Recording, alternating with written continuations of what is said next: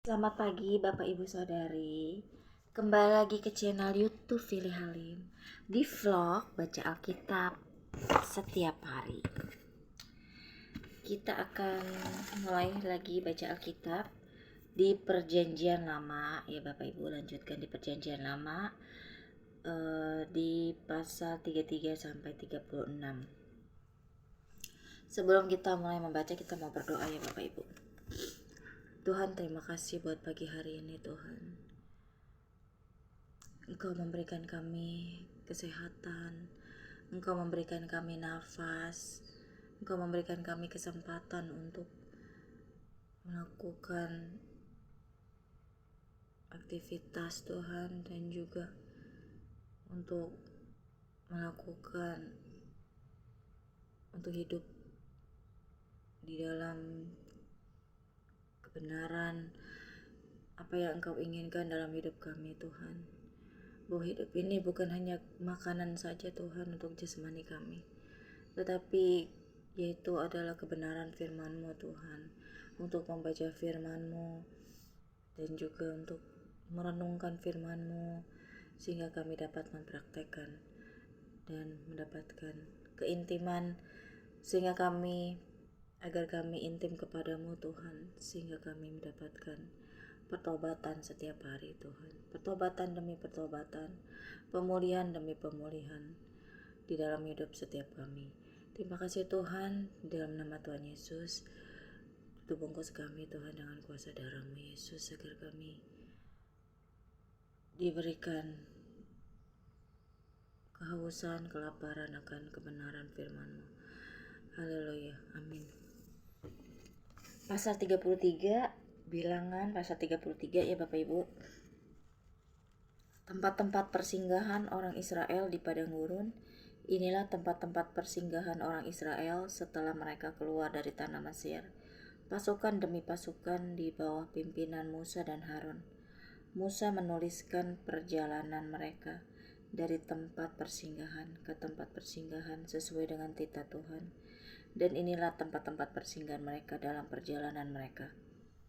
Mereka berangkat dari Ramses pada bulan yang pertama, pada hari yang ke-15 bulan yang pertama itu, pada hari sesudah Paskah, berjalanlah orang Israel keluar oleh tangan yang dinaikkan di depan mata semua orang Mesir. Sementara orang Mesir sedang menguburkan orang-orang yang telah dibunuh Tuhan di antara mereka, yakni semua orang sulung, semua anak sulung, sebab Tuhan telah menjatuhkan hukuman-hukuman kepada para allah mereka. Berangkatlah orang Israel dari Rameses, lalu berkemah di Sukot. Mereka berangkat dari Sukot lalu berkemah di Etam yang di tepi padang gurun. Mereka berangkat dari Etam lalu balik kembali ke Pihahirot yang di depan Baal Zephon, kemudian berkemah di tentangan Migdol. Mereka berangkat dari Pihahirot dan lewat dari tengah-tengah laut ke padang gurun. Lalu mereka berjalan 3 hari perjalanan jauhnya di padang gurun Etam. Kemudian mereka berkemah di Mara. Mereka berangkat dari Mara lalu sampai ke Elim. Di Elim ada 12 mata air dan 70 pohon korma. Di sanalah mereka berkemah. Mereka berangkat dari Elim lalu berkemah di tepi laut Teberau. Mereka berangkat dari laut Teberau lalu berkemah di padang gurun Sin. Mereka berangkat dari padang gurun Sin lalu berkemah di Dofka. Mereka berangkat dari Dofka lalu berkemah di Alus. Mereka berangkat dari Alus lalu berkemah di Rafidim. Dan di sana tidak ada air minum untuk bangsa itu. Mereka berangkat dari Rafidim lalu berkemah di padang gurun Sinai. Mereka berangkat dari padang gurun Sinai lalu berkemah di Kibrot Tawa.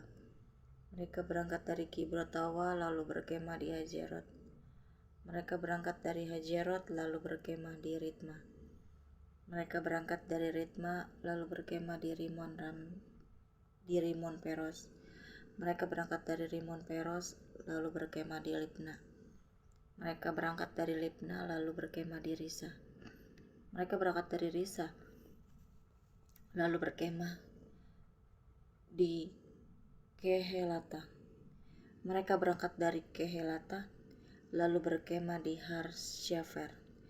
Mereka berangkat dari Harsyafer, lalu berkemah di Harada. Mereka berangkat dari Harada, lalu berkemah di Makelot. Mereka berangkat dari Makelot, lalu berkemah di Tahat. Mereka berangkat dari Tahat, lalu berkemah di Tarah. Mereka berangkat dari Tarah, lalu berkemah di Mitka.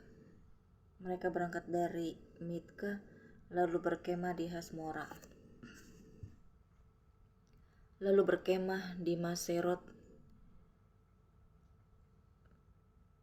Saya ulang lagi ya di ayat 30.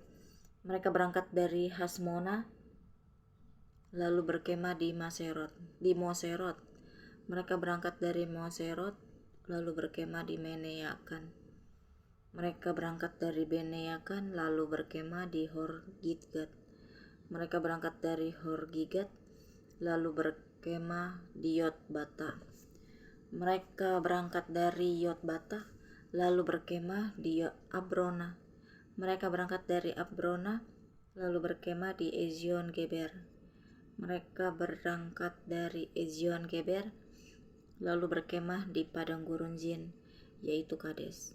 Mereka berangkat dari Kades, lalu berkemah di Gunung Hor, di perbatasan tanah Edom. Ketika itu Imam Harun naik ke Gunung Hor sesuai dengan titah Tuhan, dan di situ ia mati pada tahun ke-40 sesudah orang Israel keluar dari tanah Mesir pada bulan yang kelima. Pada tanggal 1 bulan itu, Harun berumur 123 tahun ketika ia mati di Gunung Hor. Pada waktu itu raja negeri Arad, orang Kanaan itu yang tinggal di tanah Negeb di tanah Kanaan mendengar kabar tentang kedatangan orang Israel. Berangkatlah mereka dari Gunung Hor, lalu berkemah di Jalmona. Mereka berangkat dari Jalmona, lalu berkemah di Funon. Mereka berangkat dari Funon, lalu berkemah di Obot. Mereka berangkat dari Obot, lalu berkemah dekat reruntuhan di Abarim di daerah Moab. Mereka berangkat dari reruntuhan itu, lalu berkemah di Dibon-Gad. Mereka berangkat dari Dibon-Gad, lalu berkemah di Almon di Blataim. Mereka berangkat dari Almon di Blataim, lalu berkemah di pegunungan Abarim di depan Nebo. Mereka berangkat dari pegunungan Abarim, lalu berkemah di dataran Moab di tepi sungai Yordan dekat Yeriko. Mereka berkemah di tepi sungai Yordan dari Bet Yesimot sampai ke Abel Sitim di dataran Moab. Next, perikop berikut, apa yang harus dilakukan sesudah tanah Kanaan direbut. Tuhan berfirman kepada Musa di dataran Moab di tepi sungai Yordan dekat Yeriko. Berbicaralah kepada orang Israel dan katakanlah kepada mereka, apabila kamu menyeberangi sungai Yordan ke tanah Kanaan, maka haruslah kamu menghalau semua penduduk negeri itu dari depanmu dan membinasakan segala batu berukir kepunyaan mereka.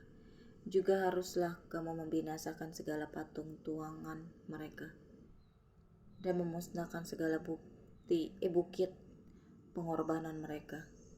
Haruslah kamu menduduki negeri itu dan diam di sana, sebab kepadamu lah kuberikan negeri itu untuk diduduki. Maka haruslah kamu membagi negeri itu sebagai milik pusaka dengan membuang undi menurut kaummu. Kepada yang besar jumlahnya haruslah kamu memberikan milik pusaka yang besar, dan kepada yang kecil jumlahnya haruslah kamu memberikan milik pusaka yang kecil, yang ditunjuk oleh undi bagi masing-masing. Itulah bagian undiannya. Menurut suku nenek moyangmu haruslah kamu membagi milik pusaka itu. Tetapi jika kamu tidak menghalau penduduk negeri itu dari depanmu, maka orang-orang yang kamu tinggalkan hidup dari mereka akan menjadi seperti selumbar di matamu dan seperti duri yang menusuk lambungmu, dan mereka akan menyesatkan kamu di negeri yang kamu diami itu.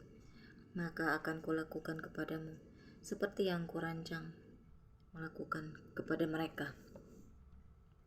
Pasal 34, batas-batas tanah Kanaan. Tuhan berfirman kepada Musa, perintahkanlah kepada orang Israel, dan katakanlah kepada mereka, apabila kamu masuk ke negeri Kanaan, maka inilah negeri yang akan jatuh kepadamu sebagai milik pusaka, yakni tanah Kanaan menurut batas-batasnya. Adapun sisi selatanmu ialah dari padang gurun Zin menyusur Edom, maka batas selatanmu mulai dari ujung laut Asin di sebelah timur, lalu batasmu membelok ke di selatan pendakian Akrabim, terus ke Jin, dan berakhir di sebelah selatan Kades Barnea. Sesudah itu ia mencapai Hajar Adar dan terus ke Asmon. Kemudian batas itu membelok dari Asmon ke sungai Mesir dan berakhir ke laut. Batas baratmu ialah laut besar dan pantainya. Itulah batas baratmu. Inilah batas utaramu. Mulai dari laut besar haruslah kamu buat tanda batas di Gunung Hor. Dari Gunung Hor harus kamu buat tanda batas ke jalan yang menuju ke Hamat. Lalu batas itu mencapai Jedat, kemudian batas itu mencapai Jifron dan berakhir di Hajar Enan. Itulah batas utaramu. Sebagai batasmu di sebelah timur haruslah kamu membuat tanda batas dari Hajar Enan ke Sefam. Dari Sefam batas itu turun ke Riblah di sebelah timur Ain. Kemudian batas itu turun lagi dan mencapai tebing danau Kineret di sebelah timur. Lalu batas itu turun ke sungai Yordan dan berakhir di laut Asin. Itulah negerimu menurut batas-batasnya sekeliling. Next, perikop berikut mengenai pembagian tanah Kanaan. Musa memerintahkan kepada orang Israel, itulah negeri yang akan kamu bagi sebagai milik pusaka dengan membuang undi yang diperintahkan Tuhan untuk diberikan kepada suku yang 9,5 itu.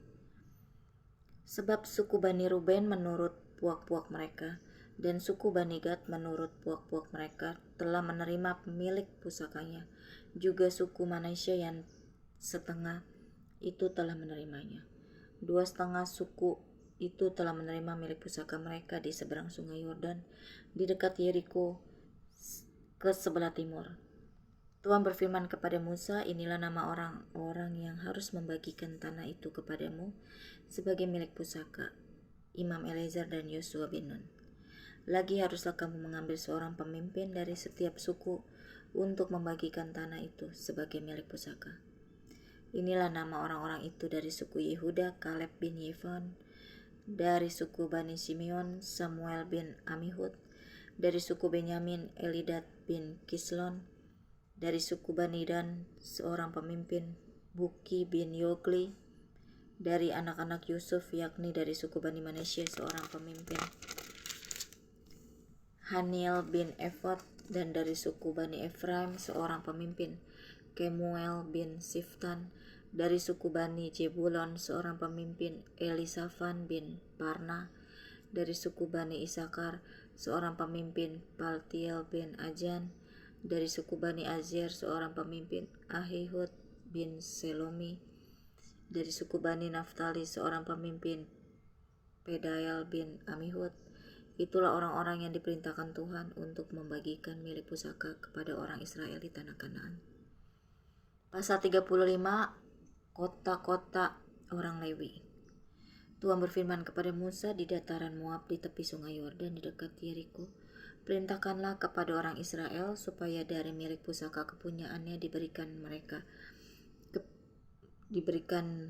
mereka kota-kota kepada orang Lewi untuk didiami.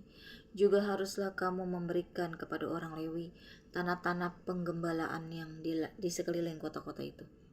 Kota-kota itu akan menjadi kepunyaan mereka untuk didiami, dan tanah-tanah penggembalaannya untuk hewan yang mereka miliki, dan untuk segala ternak mereka yang lain.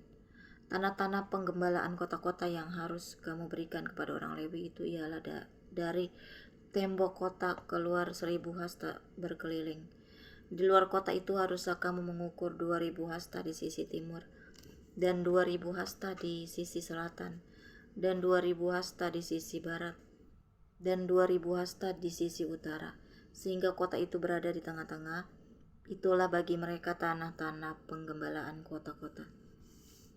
Mengenai kota-kota yang harus kamu berikan kepada orang Lewi itu ialah 6 kota perlindungan yang harus kamu berikan, supaya orang membunuh dapat melarikan diri ke sana.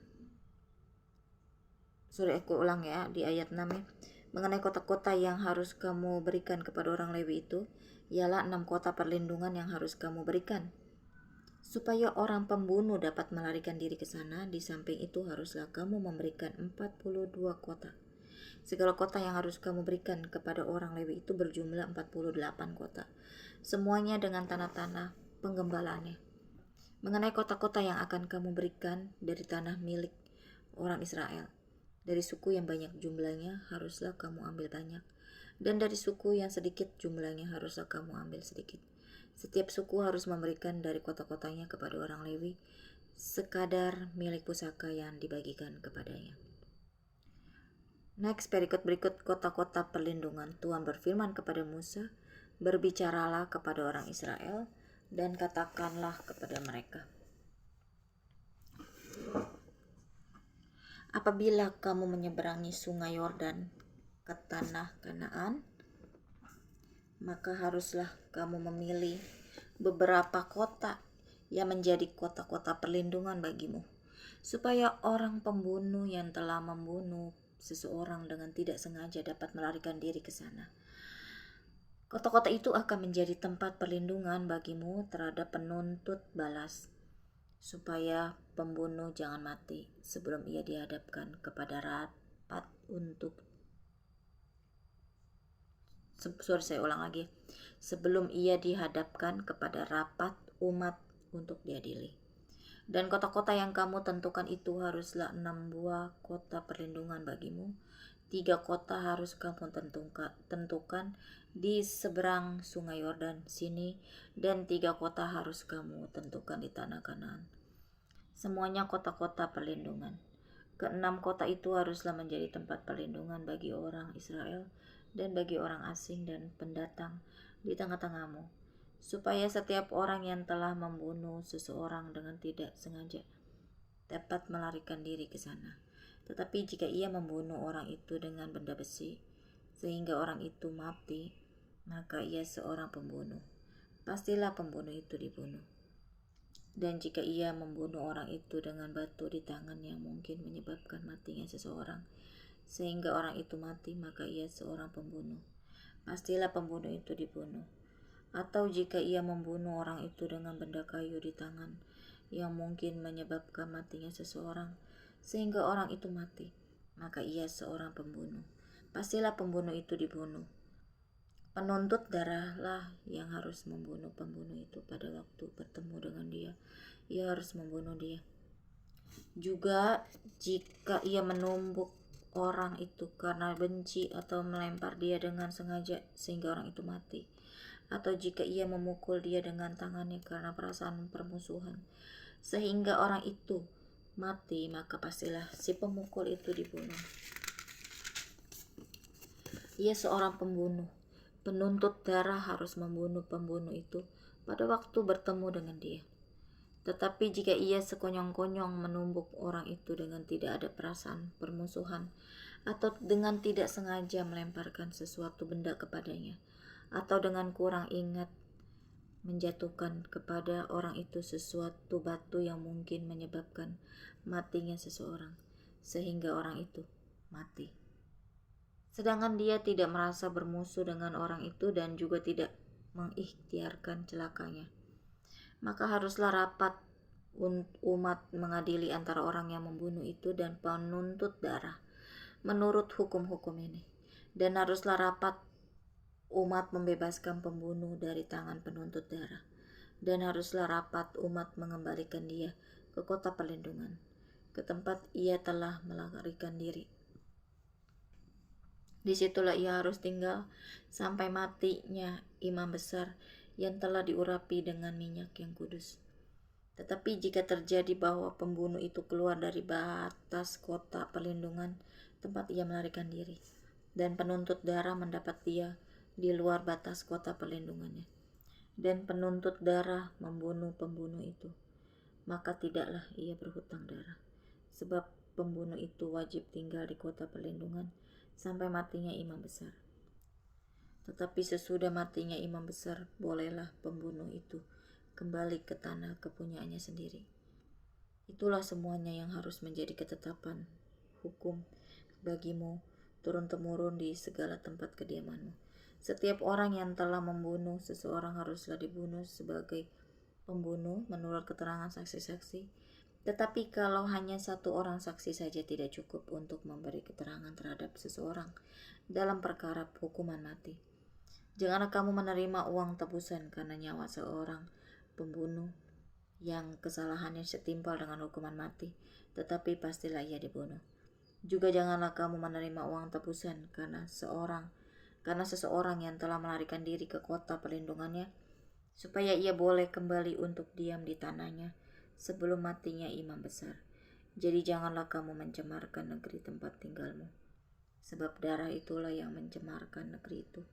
Maka bagi negeri itu tidak dapat diadakan pendamaian oleh karena darah yang tertumpah di sana, kecuali dengan darah orang yang telah menumpahkannya. Maka janganlah najiskan negeri tempat kedudukanmu yang di tengah-tengahnya aku diam, sebab aku Tuhan diam di tengah-tengah orang Israel. Pasal terakhir 36, syarat perkawinan anak-anak perempuan yang mempunyai hak waris. Mendekatlah kepala-kepala puak dari kaum Bani Gilead bin Makir bin Manasya, salah satu dari kaum-kaum keturunan Yusuf, dan berbicara di depan Musa dan pemimpin-pemimpin, kepala-kepala suku orang Israel. Kata mereka, Tuhan telah memerintahkan tuanku untuk memberikan tanah itu kepada orang Israel sebagai milik pusaka dengan membuang undi, dan oleh Tuhan telah diperintahkan kepada tuanku untuk memberikan milik pusaka Zelofehad, saudara kami, kepada anak-anaknya yang perempuan. Tetapi seandainya mereka kawin dengan salah seorang anak laki-laki dari suku lain di antara orang Israel, maka milik pusaka perempuan itu akan dikurangkan dari milik pusaka bapak-bapak kami dan akan ditambahkan kepada milik pusaka suku yang akan dimasukinya. Jadi akan dikurangkan dari milik pusaka yang diundikan kepada kami. Maka apabila tiba tahun Yobel bagi orang Israel, milik pusaka perempuan itu akan ditambahkan kepada milik pusaka suku yang akan dimasukinya dan akan dikurangkan dari milik pusaka suku nenek moyang kami. Lalu Musa memerintahkan kepada orang Israel sesuai dengan titah Tuhan. Perkataan suku keturunan Yusuf itu benar. Inilah firman yang diperintahkan Tuhan mengenai anak-anak perempuan Zelofehad. Bunyinya, mereka boleh kawin dengan siapa saja yang suka kepada mereka, asal mereka kawin di lingkungan salah satu kaum dari suku ayah mereka. Sebab milik pusaka orang Israel tidak boleh beralih dari suku ke suku, tetapi orang Israel haruslah masing-masing memegang milik pusaka suku nenek moyangnya. Jadi setiap anak perempuan di antara suku-suku orang Israel yang telah mewarisi milik pusaka haruslah kawin dengan seorang dari salah satu kaum yang termasuk suku ayahnya, supaya setiap orang Israel mewarisi milik pusaka nenek moyangnya. Sebab milik pusaka itu tidak boleh beralih dari suku ke suku, tetapi suku-suku orang Israel haruslah masing-masing memegang milik pusakanya sendiri, seperti yang diperintahkan Tuhan kepada Musa. Demikianlah diperbuat anak-anak perempuan Zelofehad. Maka Mahla, Tirsa, Hogla, Milka, dan Noa, anak-anak perempuan Zelofehad, kawin dengan anak-anak lelaki dari pihak saudara-saudara ayah mereka. Mereka kawin dengan laki-laki dari kaum-kaum Bani Manasya bin Yusuf, sehingga milik pusaka mereka tetap tinggal pada suku kaum ayahnya. Itulah perintah dan peraturan yang diperintahkan Tuhan kepada orang Israel dengan perantaran Musa di dataran Moab di tepi sungai Yordan dekat Yeriko. Amin. Sudah selesai Bapak Ibu Saudari, kita akan tutup dalam doa. Tuhan, terima kasih buat firman-Mu ini. Tuhan Yesus, Engkau mengingatkan kami agar kami uh, untuk terus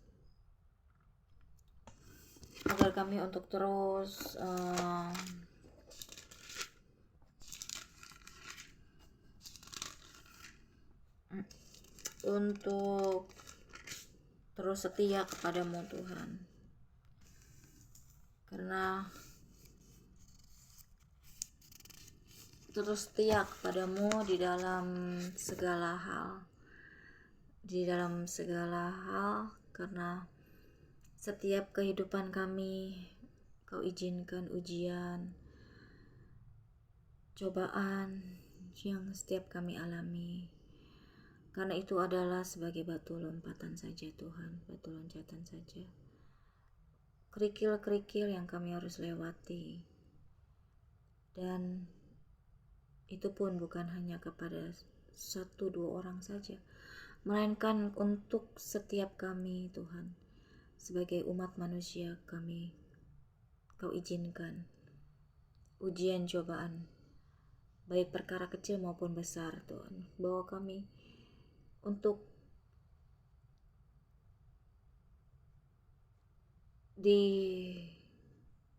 diwasakan iman kami, bertumbuh iman kami, matang iman kami Tuhan, sehingga kami bukan lagi menjadi seorang yang lemah, tetapi kami kuat.